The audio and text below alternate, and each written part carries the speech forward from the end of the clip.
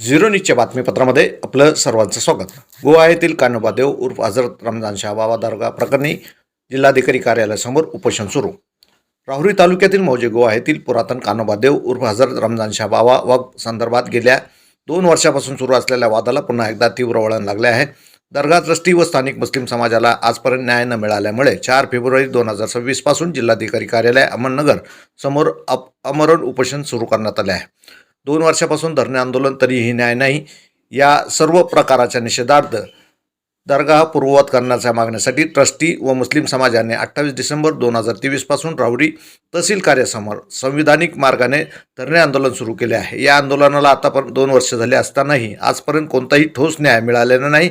या विरोधात गोवा येथील कानोबादेव हजरत रमजान शाह बाबा ट्रस्ट दर्गा प्रकरणी उपोषण सुरू करण्यात आले आहे.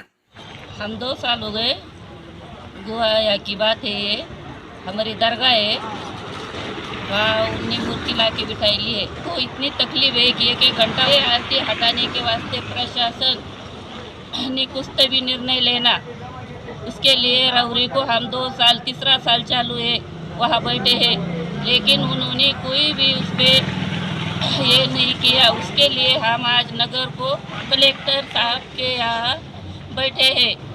जब तक वो हमारी बात नहीं सुनती तब तक हम यहाँ से हटने वाले नहीं है, लेकिन हमारी जान चले जाए लेकिन हम ऐसे हटने वाले नहीं है। जय हिंद मित्र हो, मी युनुस शेख हजरत रमजान शाह दर्गाचा ट्रस्टी आणि मानद सचिव आपल्या समोर लाईव्ह उपस्थित आहे.